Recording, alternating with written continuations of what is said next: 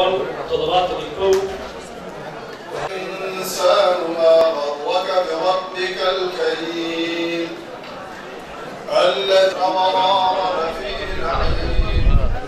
وإن الفجار لفي ما أدراك ما يوم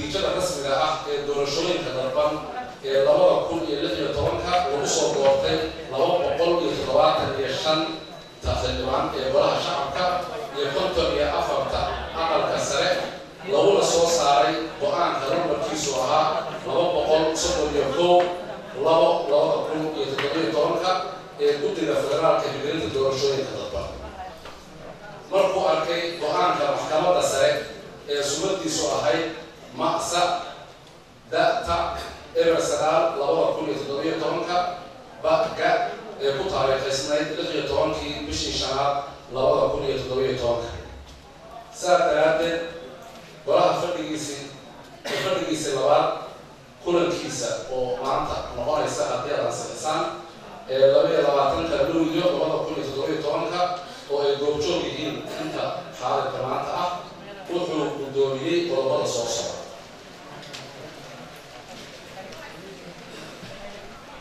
قول الدكتورة حيرك يا هناك برشلة الضربات إلى وضع كل اللي في الطاولة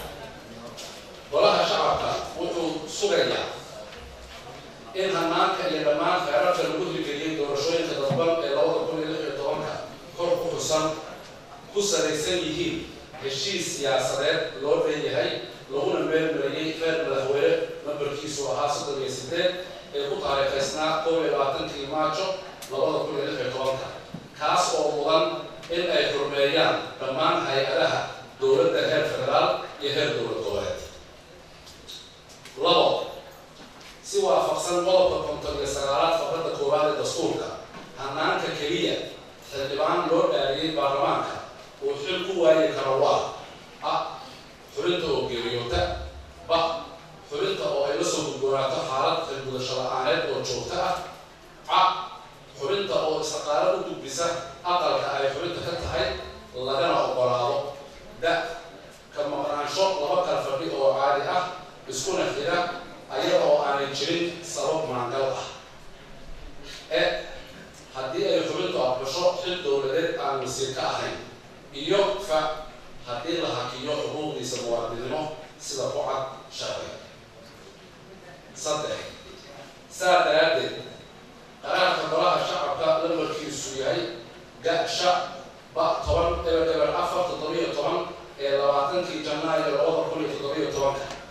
يبقى عن كتب إذا فدرال كهندرين الدور الشوي كربان الوضع كله اللي طبعا لما الكيسوها أو مقول قوي صدق الله الوضع كله تطبيق طبعا صواب حي تطبيق بشر لبعض الوضع كله تطبيق طبعا أي صوب أي قصة صارت نتيجة رسمية هاي حكمها الوضع بقول صدوات اليشان في اللبنان وراها شعبها كوكوليستي دورشوين كتطبان الوضع كله يدخل يطوانها وكما تنبيس ولا مطابطان قول كروات التعامل ضد الملح بنام دورشوين خارج تاني انت رقم المرين اليوم شرح الدورشوين كهيئة الدولة معمولتنا يمارين الدورشوين كتطبان الوصول بروفيل اليوم كرسي كبر على وراء شعبك مدة الحين تبارما كتومنات وحالوه ساري ضد الملح بنام الدورشوين كدارك وكما كشة كأن يا خيركي يحبرات لي الوصول بكريه دورشة الدوران الوضع كل اللي في طرق قدر كسدحات حبرات بروفيل تبراس تبنانات وراء شعب كو كرسي كبرنا على سوى فقسن قلبك كونتر السيارات خبرات الكولاد اللي أنا هوري وصوشيني الدستور وحاكم رواقي يبدوريها بلا شعب في الصومالية ونقول بنا يقول لنا بلا خبرنان دور الشوي كهراك لابو سوى فقسن قلبك الكولاد يخيرها أي الوصول بسي تبدي لفدرال كهنجريز دور الشوي كهراك قطع الجري لحدي بشر بيطونات لابو كل لحدي طوانها ونص عبسن بوجود خبراس تدوانات بناء waxaa lagu soo boobinayaa habkii doorashada dadban ee 2016 oo ku salaysan hanaanka doorashada 51 ee gobolka qodobka afraad dhaqangal qaraarkani wuxuu hirgelayaa kadib markuu golaha shacabku ansixiyo gudoomiyaha golaha shacabka ee baarlamaanka federaalkana saxiixo waa mahadsantihiin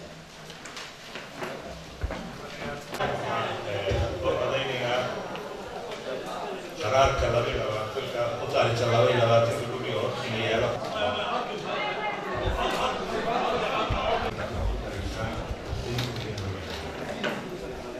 كثيرا مضار الحال أنا تيكوها طبعا سيلو سبحانه أتوقع أنت أقول قرارك كعنتها يفعل حكيمتا في صوتيا حكيمتا في صوتيا أنت أقول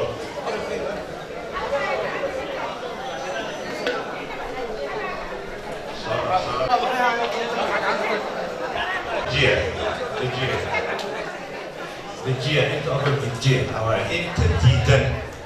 انت ديدان من فضلكم حكيت بصفي اوكي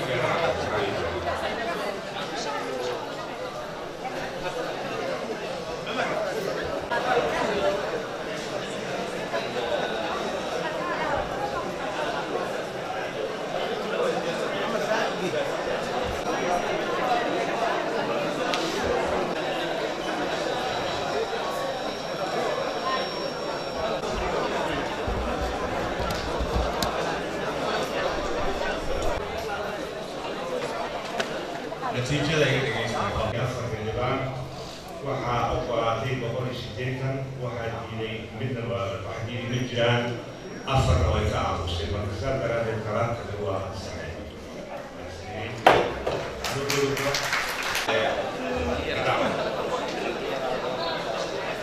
midda koowaad ee sharciga isgaarsiinta u galayna waxaan idin xusuusinayaa in akhrinta koowaad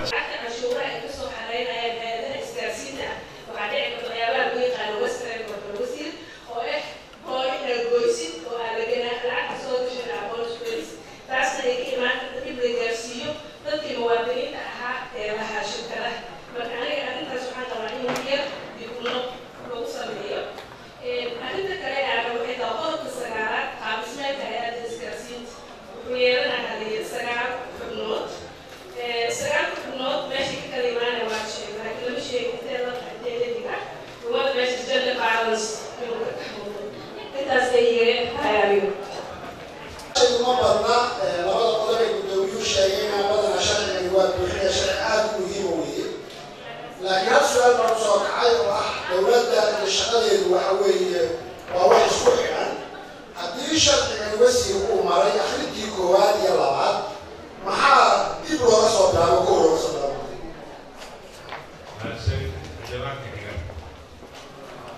السلام محمد حطنا.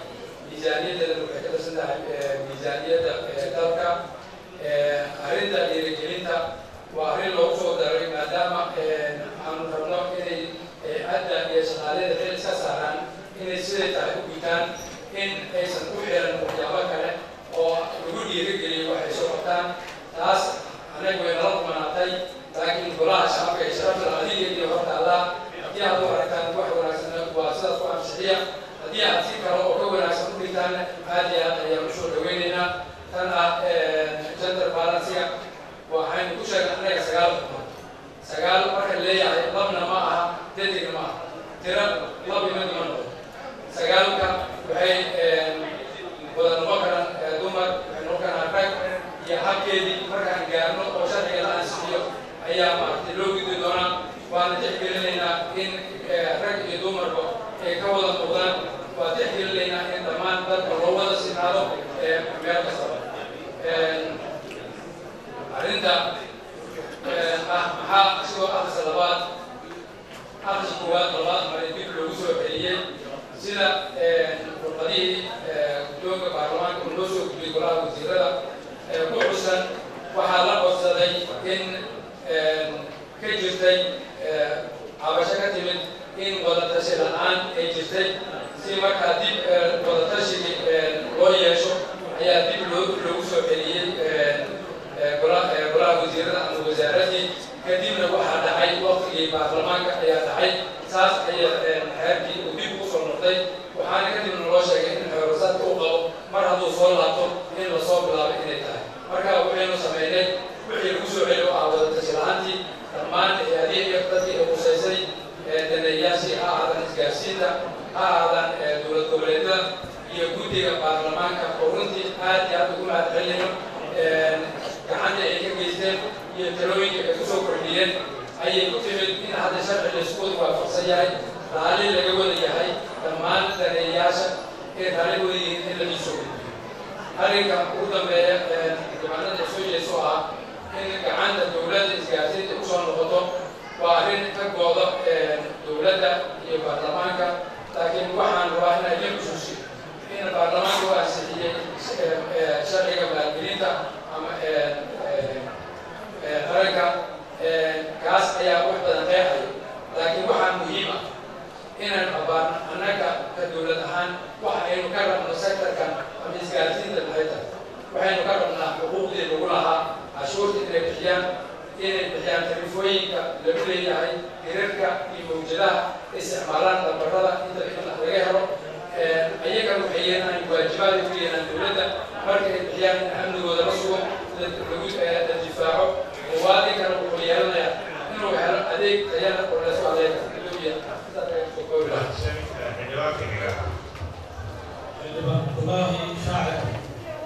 Abdullahi Shaikh Mahasek Mukhatari Kawalu Yiri Maka Hidwak Yiri Ustaz Muhammad Ali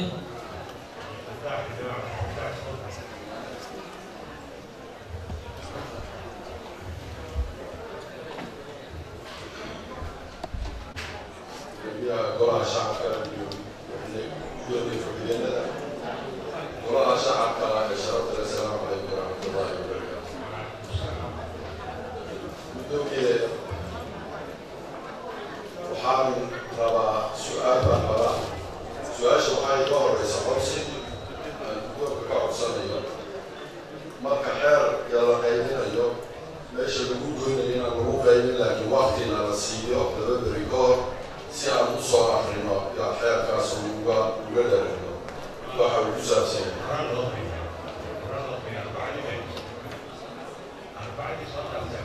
arbacadii baa la qaybin daba waxaan anigu alaga su-aasheedu waxaa weeye waxaan rabnaa inaan isu sheegno marka aynu rabno inaynu wax qiimayno waa inaynu labada dhanba ka qiimo sharikadahan dowladdu cusub inta ayna dhalanin soo weday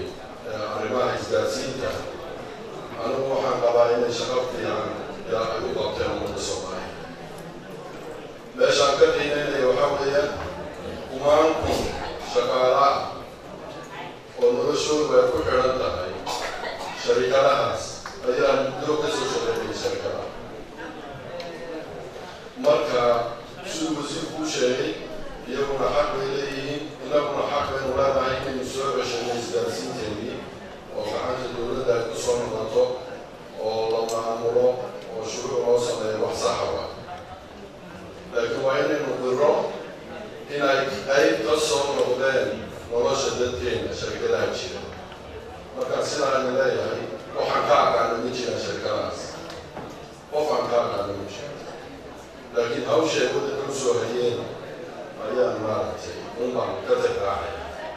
intaa markaan ka gudbo su-aasheedu waxaa weeye wasiirkay ku wajahan tahay wasiir wakaaladan meesha ku qoran waxay hore imaanaysaa waxay hoos imaanaysaa wasaaradda armay fiicnaanahayd wakaaladaasi wakaalad inay noqoto wasaaradii ay wada shaqayn leeyihiin su-aashaydu waxaa weeye marka dakhliga soo gelaya marka arrimaheena ay gacanta ku soo noqdaan ma hay-ad canshuur ururin oo gooni ah oo madax bannaan oo komishinkeedii iyo komishineeriskeedii leh ayaan samaynaynaa see noqonaysaa lacagyoodaas dakhliga soo gelaya mise qasnad dowladda unbaa lagu shubay yaase lacagyoogi ay sharikaduhu bixin jireen xaggee ku dhici jireen sideyna u bixin jireen oo mahadsanti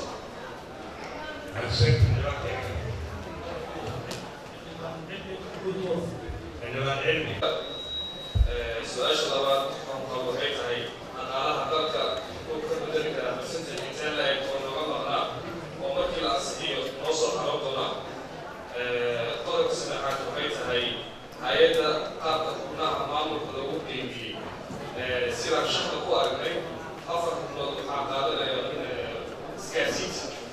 marka waxaan u baahannahay isgaarsiinta maadaama ay dad hanti fara badan ay haystaan haddii xubnaha kale meesha ku jiro qaarkood ama ay gataan ama isku soo dhawaadaan restaransi meeshaas inay ka noqdaan soo suuragal ah waa mahadsantahay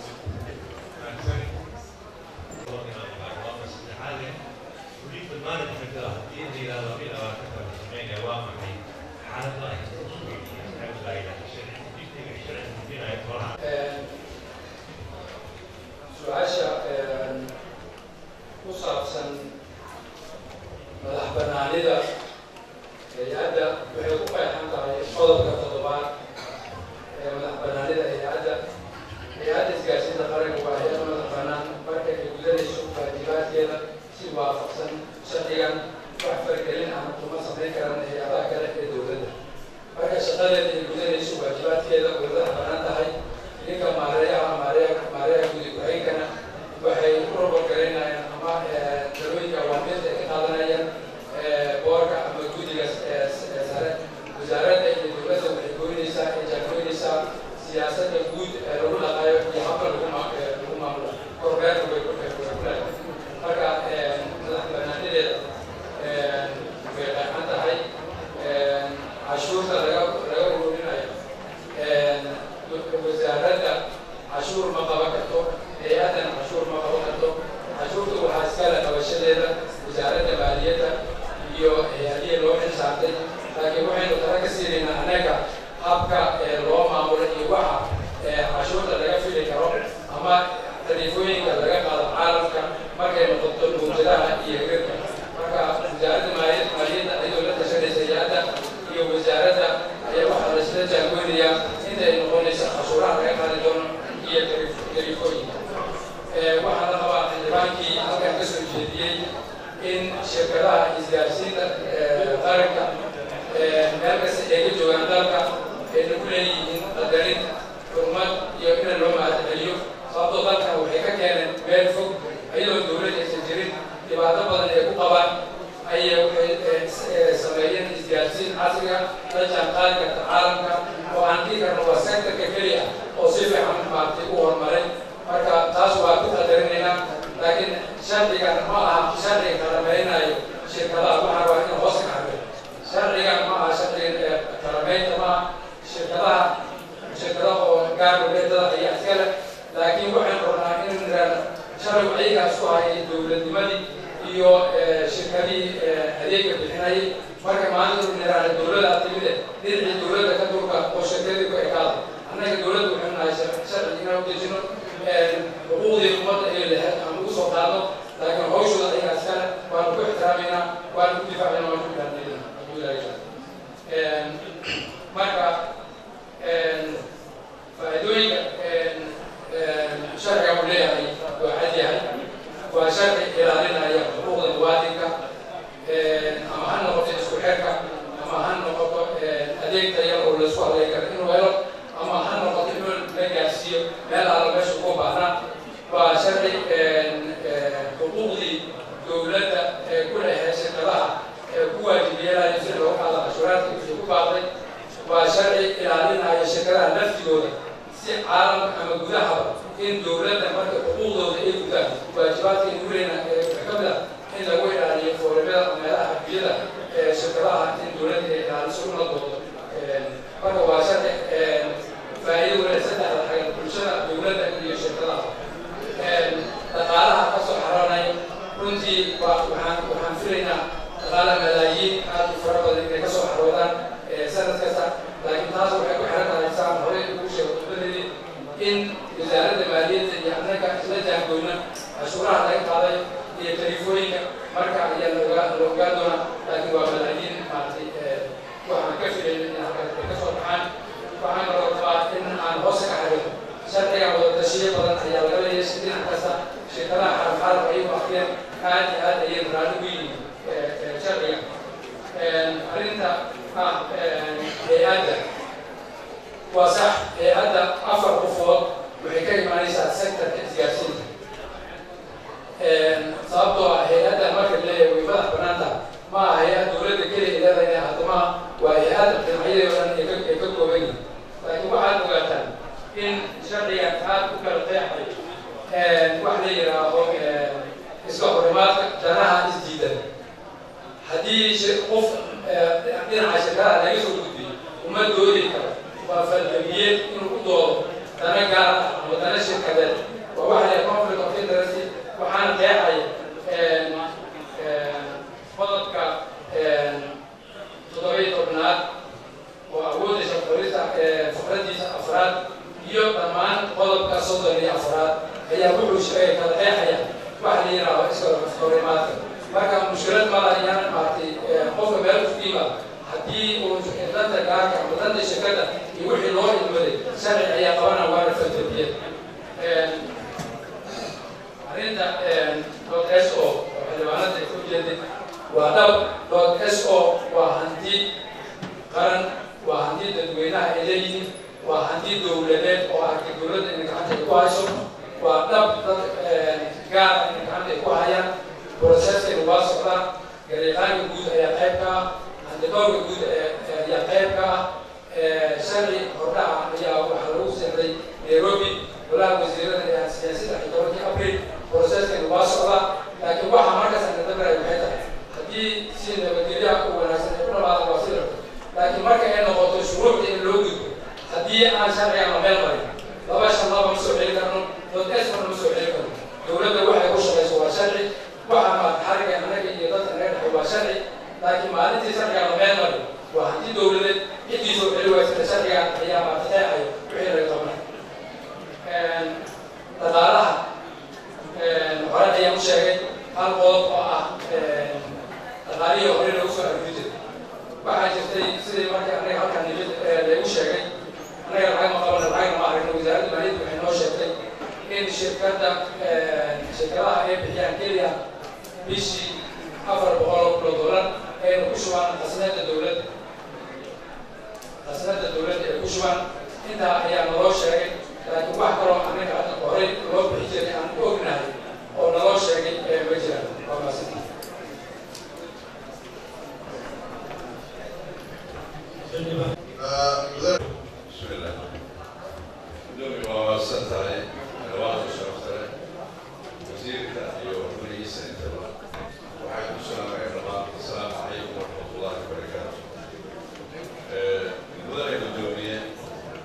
isgaarsiinta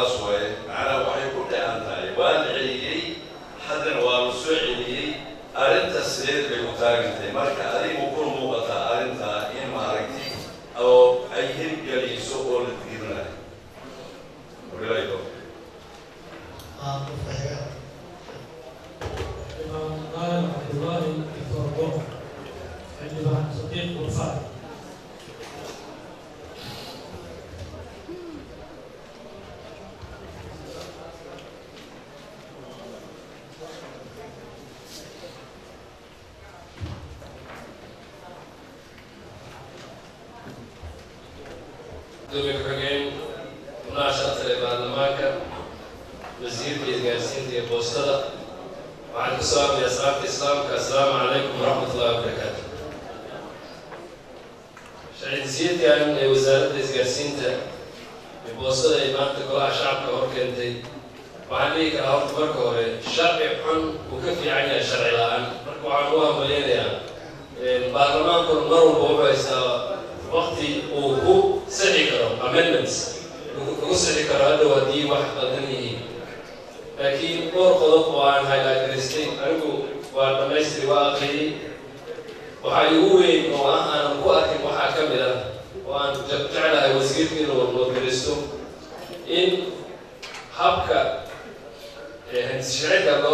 لو سأجسمي أول تاي إن شكلها إزجاسيته أي تلقى البدخليين وهكا كما قلت هاي تردي الشعب وعن كل وزير ودينها أفر تبنود أو شكلها إزجاسيته السينايو هدي استقال بنود أفر هدي أنا القرآن لوكا أيو المجورة بوق ويشرح من فيه بيانين إن مركز مرة بالقرآن مدي ولسكسي كارين marka haddii isgaarsiinta xubnaha leeyahay xubnahaas in laga yareeyo si oo xubnaha shacabka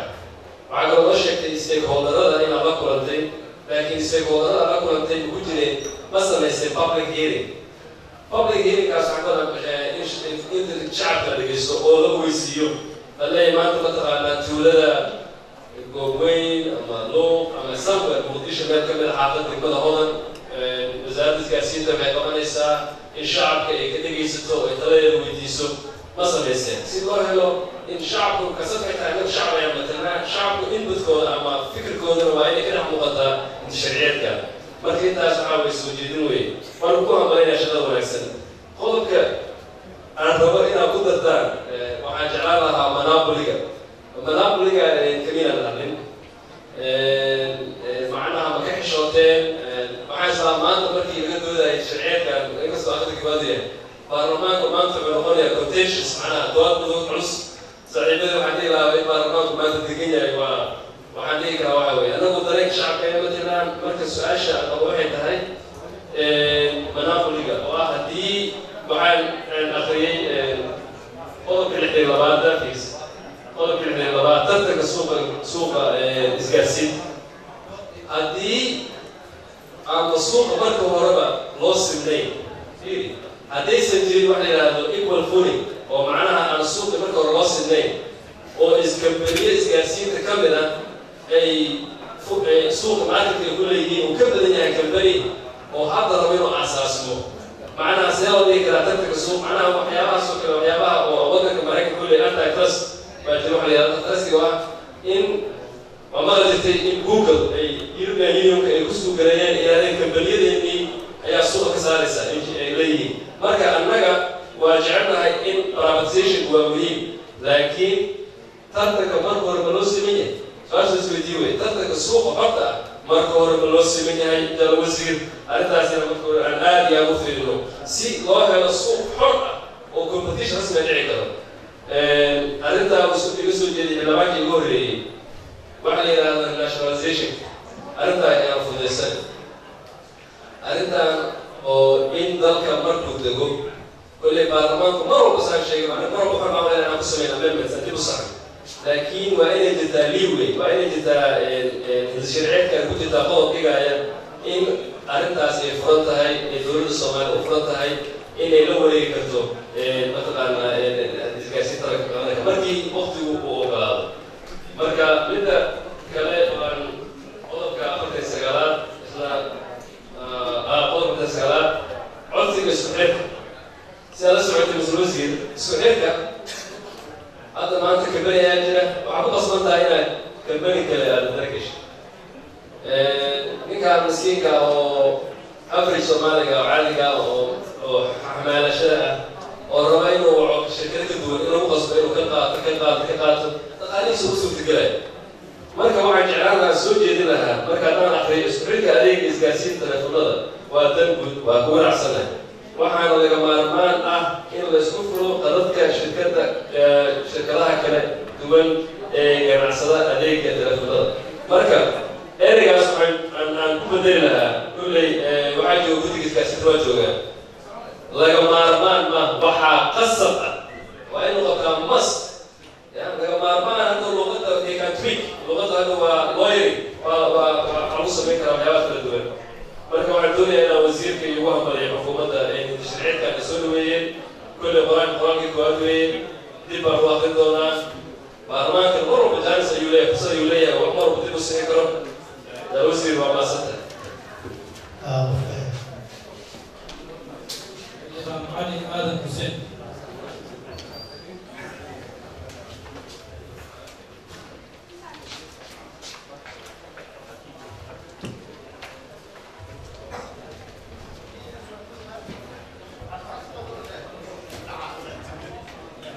السلام عليكم ورحمة الله وبركاته.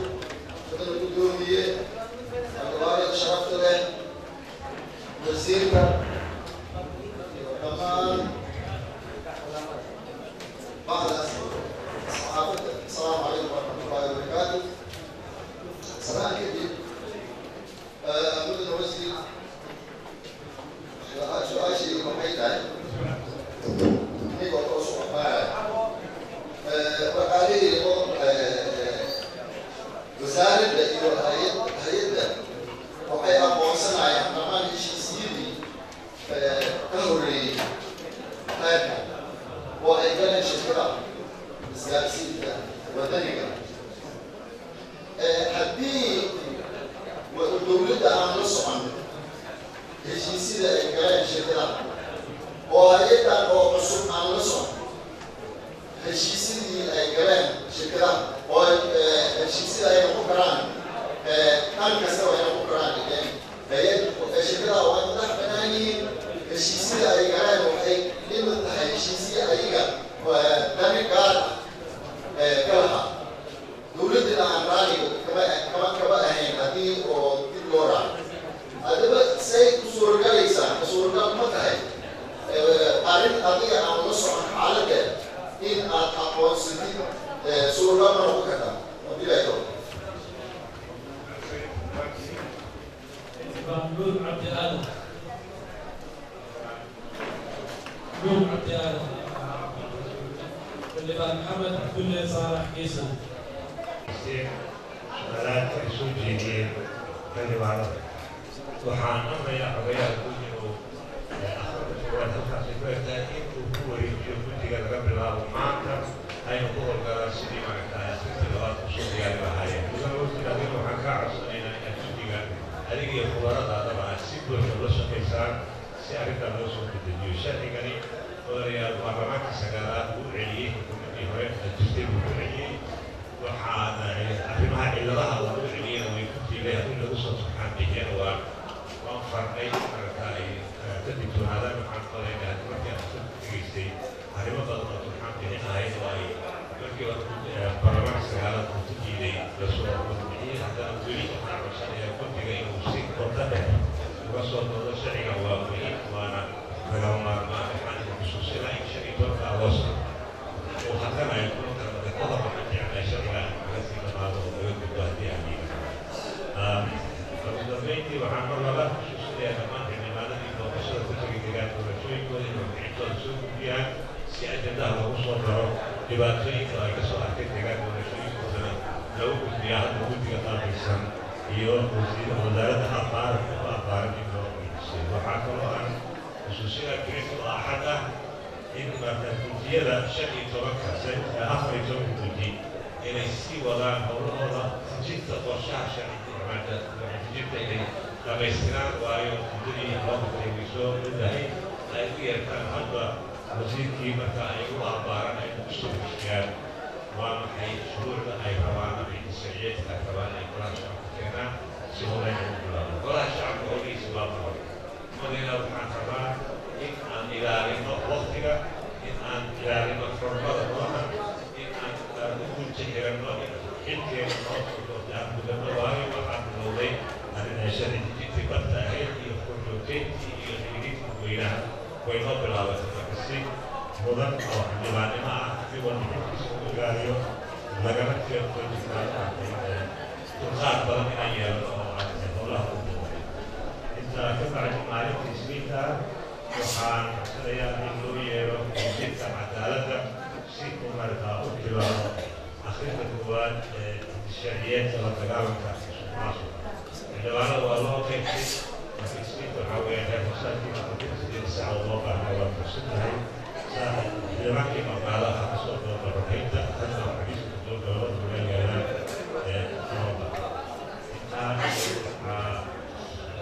حوالي أن يكون هذا الشيء ونكسب وكذا كل شيء أبو أبارته عن مسألة أمرات من يجوز كذا وتدري وقال أنا سويت اليوم هذا ما هو هذه أكبر مسألة وكذا وسنحنا ما نريد